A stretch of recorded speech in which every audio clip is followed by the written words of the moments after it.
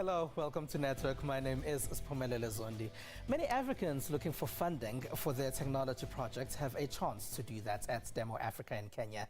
South Africa has also wrapped up GovTech, with SA Tourism getting more digital in their promotion of their campaigns. Those are some of the issues we'll get into in a bit. We're also reviewing a few gadgets. Remember, you can be a part of the conversation we're having on SABC Network on Twitter and Facebook. It's newsnetwork@sabc.co.za on email. Let's start with your technology and social media news now.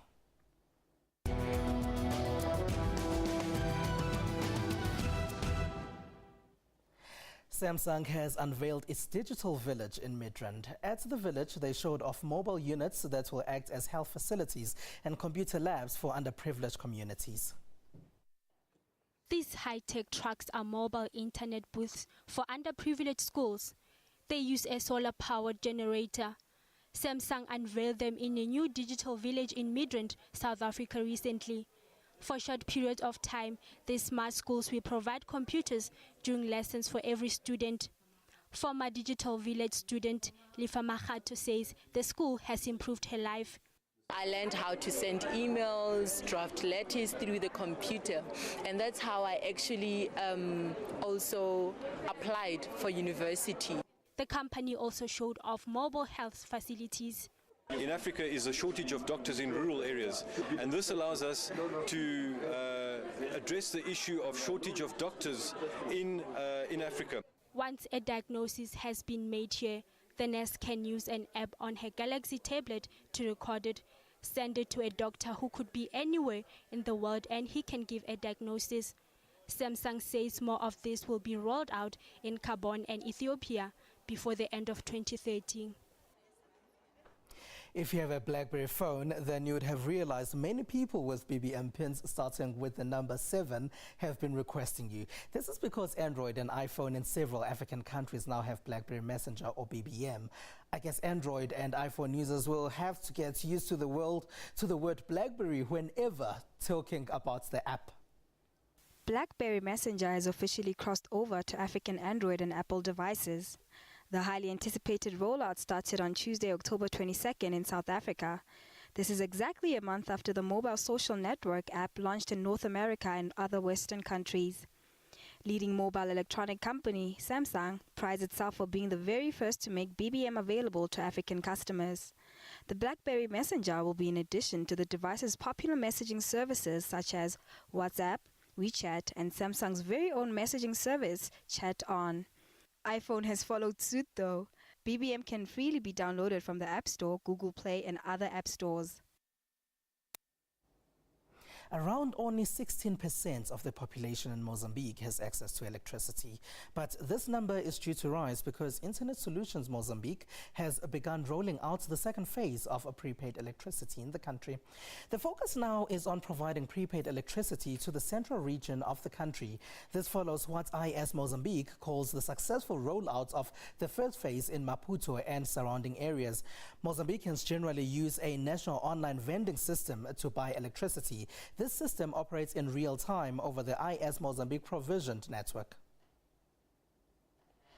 All kinds of pictures of high-tech products have been taking place at Demo Africa in Kenya. Products asking for cash range from payment systems to mobile phone games. They have all been developed in Africa. Africa's largest annual innovation conference, Demo Africa, took place in Nairobi, Kenya this weekend. It gives young and upcoming innovators a platform to showcase their creations. We've basically packaged payment solutions or payment gateways into one single platform that allows the merchant to be able to then acquire transactions and track payments, sales, etc. Women at Demo was one of the 2 points on this year's agenda. This is aimed at encouraging more African women to come aboard the technology sector. I want to be able to see more women entrepreneurs. This year's workshop proved to be a rather exciting one for South Africa in particular, as 12 of the country's entrepreneurs were among the top 40 most innovative startups to exhibit their technologies. A State of the Internet report says Sudan and the Ivory Coast have seen some of the greatest internet speed increases. They are two African countries with great improvement. This is despite accusations that Sudan recently blocked out internet access due to protests in the country. More than 120 countries worldwide experienced growth in average internet connectivity speeds over the last year. This is according to the State of the Internet report released by Akamai. In Africa, Sudan and the Ivory Coast recorded the highest growth in average speeds. Sudan's internet speed increased by 101% to 2.1 megabytes per second over the last year. On the other hand, internet speeds in the Ivory Coast increased by a whopping 262% to 1.6 megabytes per second. Here at home, South Africa's internet connection speed stands at 2.3 megabytes, comparable to countries like Brazil and Saudi Arabia. This figure is up 26% from last year. While South Africa's significant average speed increase is encouraging, it is still lower than the global average of 3.1 megabytes per second. Overall, South Africa has one of the lowest average internet connection speeds in the world. The Akamai report revealed that the number of countries in the world with speeds below 1 megabytes per second is showing a steady decline. Only 11 countries hover around these levels, with Libya remaining the country with the slowest average speeds of 0.6 megabytes per second. The report states that globally, South Korea is the country with the highest average connection speed at 13.3 megabytes per second. Many of us remember the American man who killed his wife and posted photos of her bloodied body on Facebook. Recently, videos of beheadings have been re-emerging on the American social networking site. Such videos were initially banned in May this year. That banning was recently lifted. British Prime Minister David Cameron has also added his voice to those asking Facebook to protect users from such images. The site says it will come up with new ways to protect users. They also say these videos appear if they are flagged as news or as atrocities to be condemned. Now, as Facebook comes under scrutiny, it seems it is no longer cool anymore for US teens. In America, Twitter has overtaken Facebook as the preferred social network for teenagers. According to Pippa Jaffray's semi-annual report on the habits of American teens, Facebook has rapidly lost its #1 spot among American teenagers. Teenagers who opened their Facebook accounts 6 years ago have now migrated to the network competitor Twitter. Some of the teenagers surveyed complained about Facebook's size, privacy risk, and tendency to incite drama. This caused their move to Twitter and other similar sites such as Pinterest, Tagged, and Path. While they leave Facebook, there's been a gain by Instagram, which is owned by Facebook. American teens say the photo blogging site is in second place in the most popular social network contest. If you're still looking for those gifts for the holiday season, well, Nokia has unveiled new smartphones and the iPad Air has also launched. The new Nokia smartphones were unveiled in Abu Dhabi in the last week. Ladies and gentlemen, this is the new Nokia Lumia 1520. We have boosted the Lumia design to a large 6-inch screen. It is the clearest and sharpest display experience that Nokia has ever delivered. Technology experts agree. The 1520 is the best of what we have seen today. Together with the tablets, these are the new devices Microsoft hopes will cement its entry into the consumer devices market after acquiring Nokia. It's very interesting to see what will happen in the future, what will happen next year when the two companies are merging together. Microsoft is desperate to make a dent in iPad's dominance as sales of traditional PCs melt away. In the US, Apple took the reps off a slimmer, faster tablet called the iPad Air in the last week. The device is about 20% thinner than the previous generation of tablets.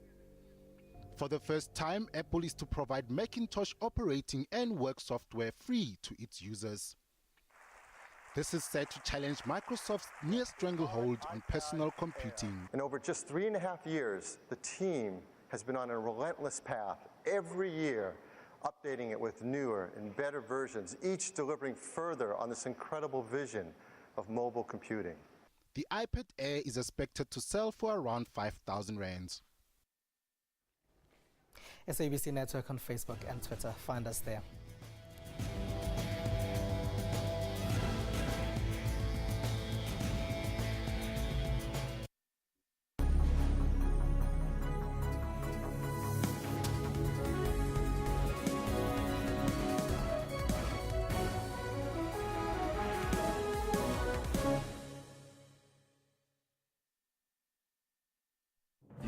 can afford a lawyer, a good one.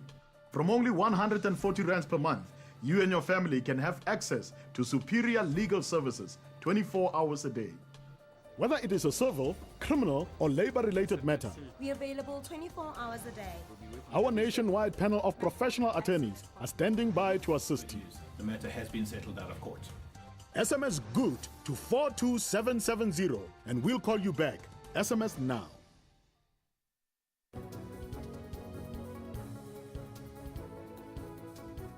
Good afternoon, you're watching the news at 1. In the headlines, thousands gathered to commemorate the first anniversary of the Marikana massacre. The ANC and the National Union of Mine Workers are boycotting the anniversary. Zwelinzima Vavi was a target of this conspiracy. There is no political conspiracy even on this matter.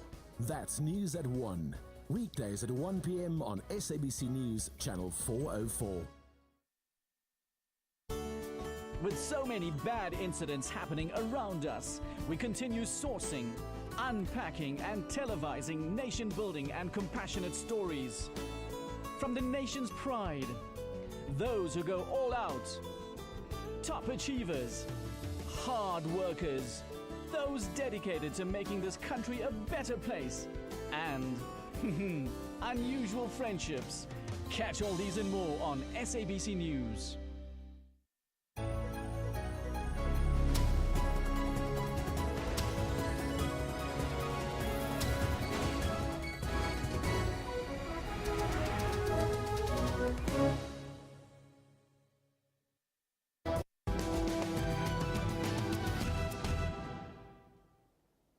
Welcome back. Last week we previewed GovTech, which took place in Cape Town. One of the major issues that came out of the conference is on Government Square Kilometre Array project. Delegates heard that to decipher information generated by this world's biggest telescope, computers which are 1 million times faster are needed. Here's the full report from Bulelani Philip. Attempting to reach the stars, this is the Square Kilometre Array. It tracks the billions of stars, planets and matter in the cosmos. Information streams in daily, yet they have no computers capable of absorbing this quantity of information. The type of the technology that we have today, and for it to be able to work with such large-scale computers, will not be able to help us. So we need to go innovate. In practical terms, the required computers must be able to handle 1 million more data per second than current systems.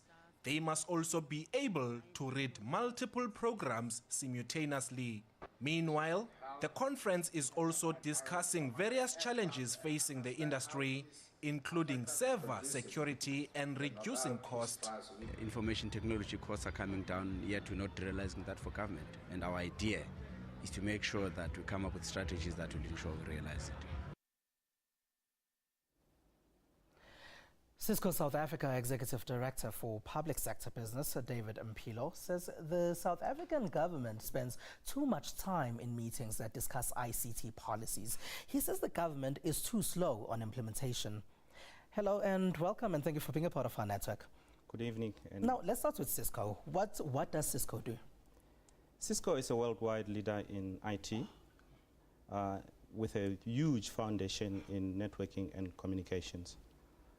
We are known by some as the router and switches company, but we do a lot more than that. In South Africa, we are represented by 3 companies basically. The Cisco Systems South Africa, and Cisco Capital, which is basically a financing company, and Cisco Technology Services, which is our services company. More on top of that, we've got our investment in the education and skills, which we have identified as a huge gap that we need to fill in South Africa to attain what we need to attain in ICT. So you're involved in different kinds of technology spaces. But why then do you think that government spends too much time discussing issues? Maybe I need to put that in context. It's not really saying they're spending too much time in that. The hurdles that we have are policies. Lately, I've seen the minister coming out.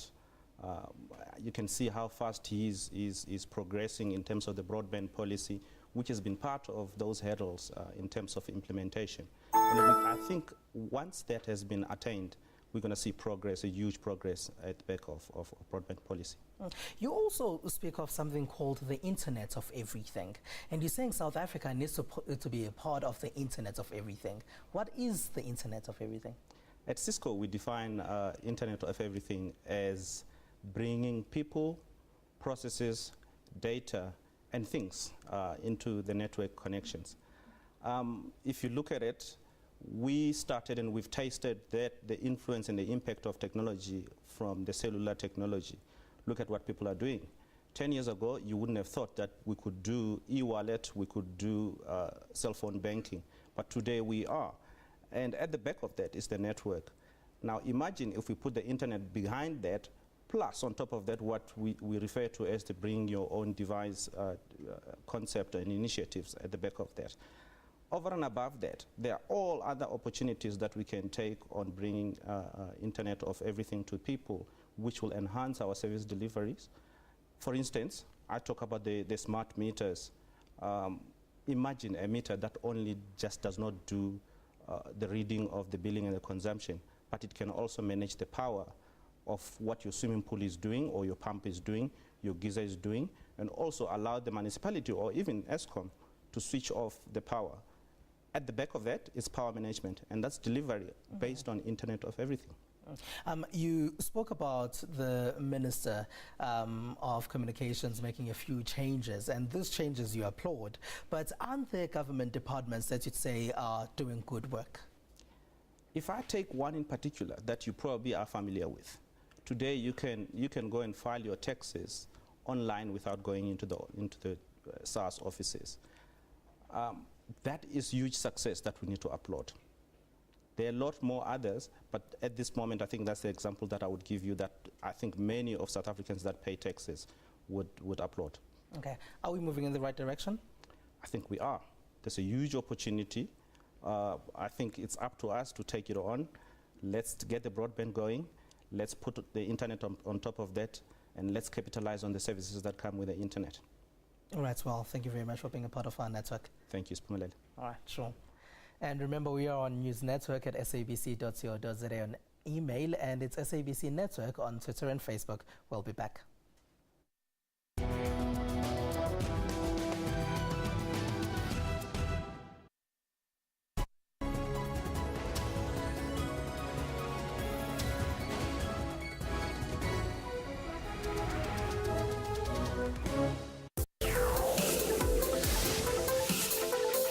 Well, good evening. Welcome to yet another bumper edition of Sports Live. Tonight we have a bit of a triple threat in the show.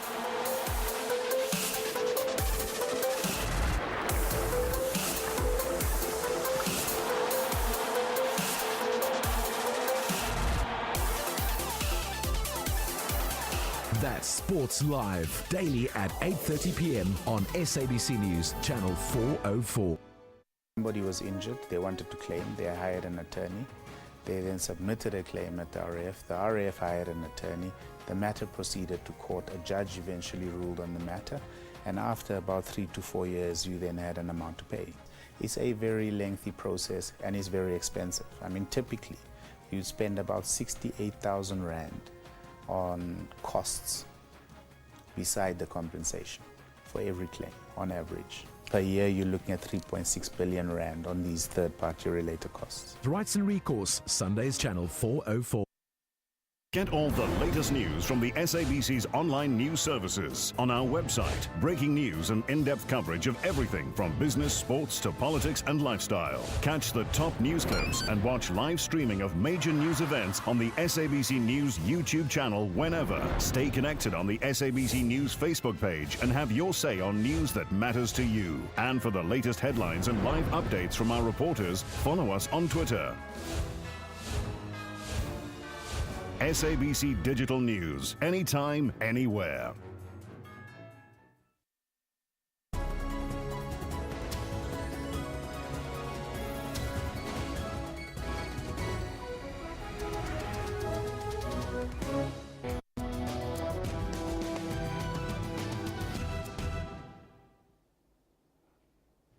Welcome back. back. Now, Huawei is a name from China.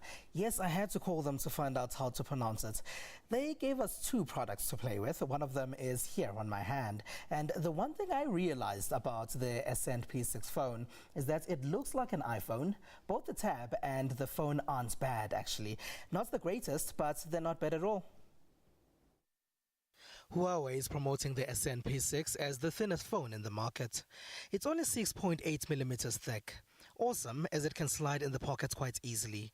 The screen is a beautiful 4.7 inches.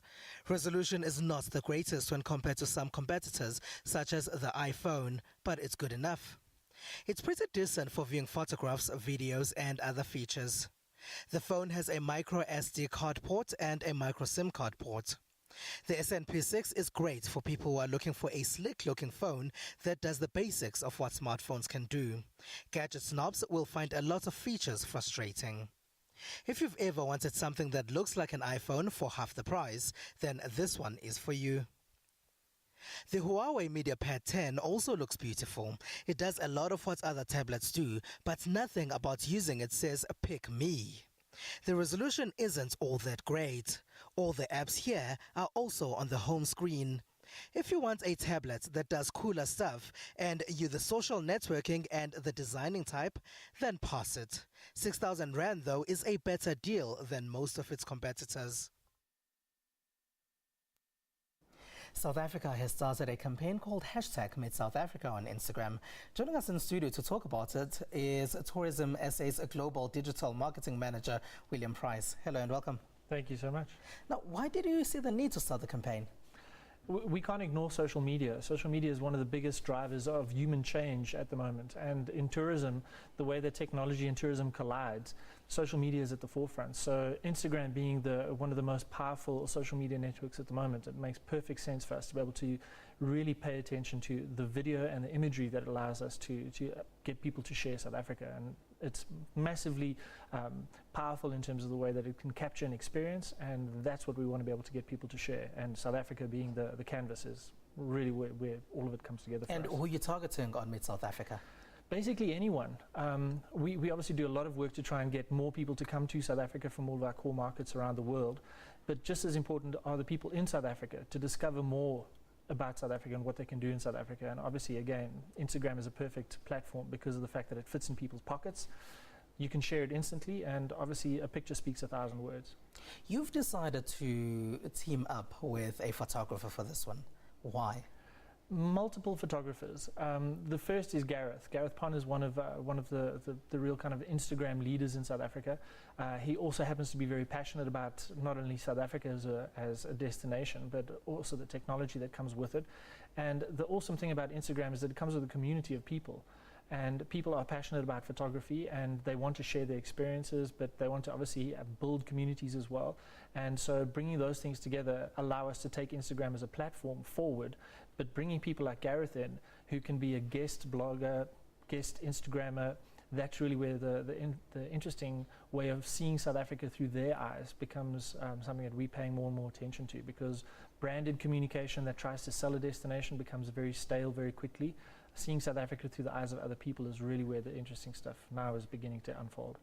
You just spoke about one photographer right now, but who are the other photographers and how do you pick them?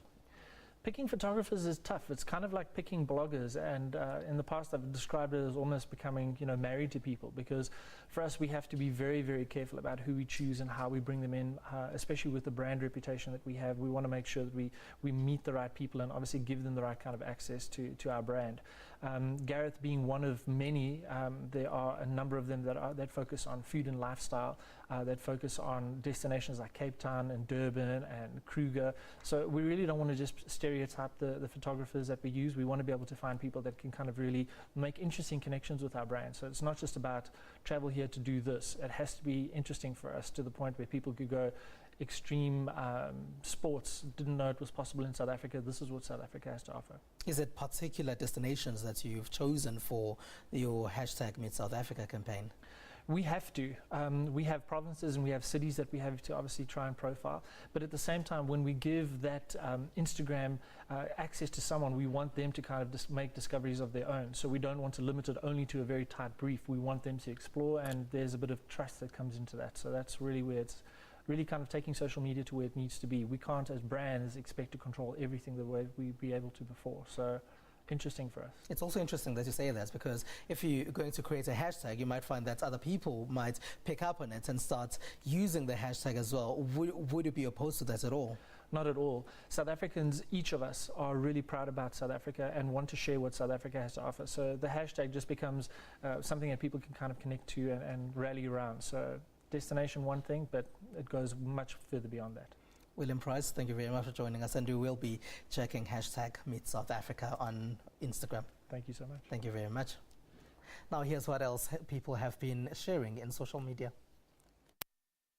People from Kenya and all over the world are sharing their outrage over the light sentence of men who gang raped a 16-year-old girl. The men were told to cut grass as their sentence. People are sharing their shock in social media. In South Africa, many woke up early to take part in the Ithemba Marathon in Johannesburg. They shared these photographs in social media. American actress Katie Holmes has opened a Twitter account, and her first tweets were from South Africa. She's shooting a movie in Cape Town. And that's all we have this week. Conversations can continue on Twitter and Facebook. It's SABC Network on both platforms. We leave you with a video of someone who set off a traffic camera when he was skating in Cape Town. He now has a deal to advertise a luxury car as a result of it. From me and the rest of the team, bye-bye.